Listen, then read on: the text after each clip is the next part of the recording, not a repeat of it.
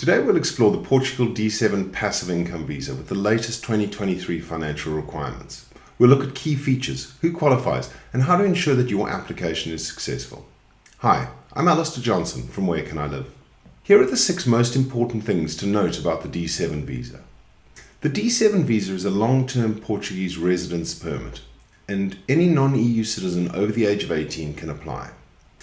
You'll need to show that you can support yourself and any other family members you include on your application without working, and we'll cover the 2023 financial requirements in detail later in the video. Importantly, there is no restriction on work or study in Portugal on the D7 visa, but this income won't count towards your qualification. You'll need to live in Portugal for a specific period each year, and we'll look at this requirement in detail.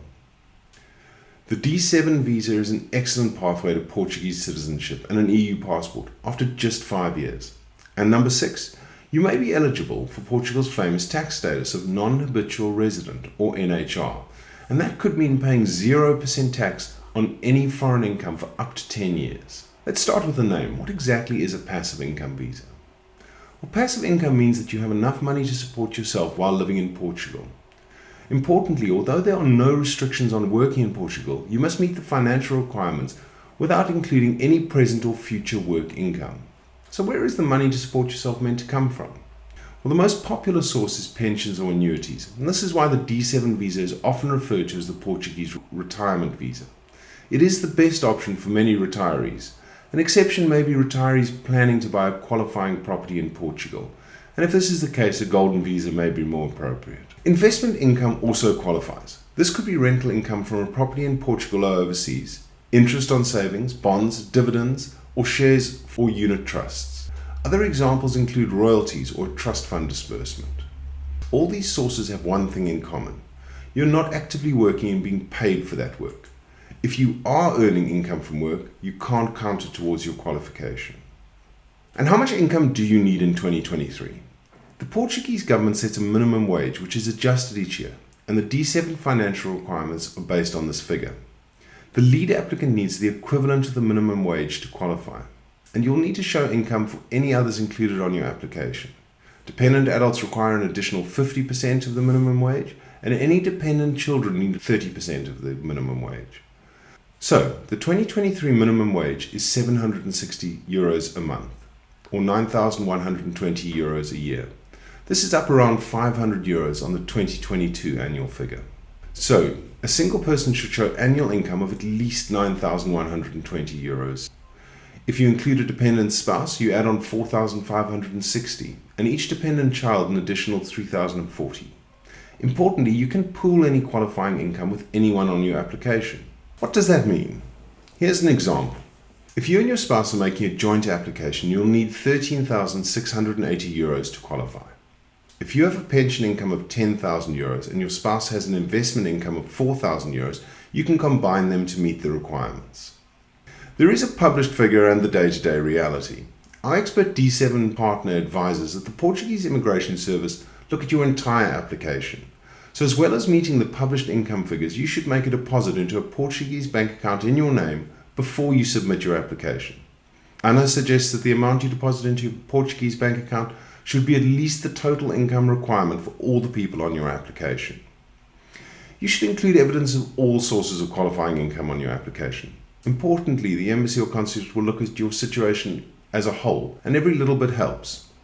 And also has some advice on how the Portuguese Immigration Department assess your income. The important thing is they want to see that your income is stable and likely to continue for the life of your visa. What if you don't have one of these income sources but you do have significant savings?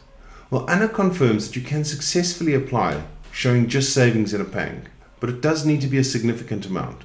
If you are in this category, we suggest meeting with a D7 expert to plan your application. Right, you're an EU citizen with enough incomes or savings and you want to live in Portugal. What are your next steps?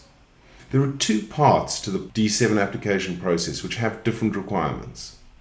Step 1 is to submit your initial application for the D7 visa to the Portuguese consulate in the country where you're living. You cannot complete this step in Portugal, and there are 6 things that you'll submit to the consulate. The first is a completed D7 visa application form. Second is a personal motivation letter outlining why you want the visa and why it should be granted. Third is proof of qualifying income and your financial position.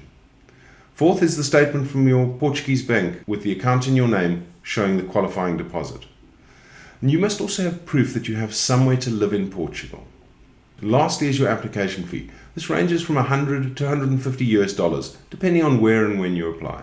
The consulate will assess your application and communicate their decision to you. Once you have this approval, you have 120 days to move to Portugal. Step 2 is an appointment with CEF, the Portuguese Immigration and Border Service in Portugal. CEF will issue you a 2-year residence permit, and you'll need 2 additional things for this appointment. The first is a valid health insurance policy to cover you until your residence permit is granted. This can be travel insurance, expat health insurance, or local Portuguese private health insurance policy. And the second is police records from any country you've lived in for the last 5 years. A quick note on the documentation. Everything needs to be translated into Portuguese by an approved translator, and some copies need to be certified with the Hague Apostille process. Some must be original. So how do you go about applying for the Portuguese D7 visa?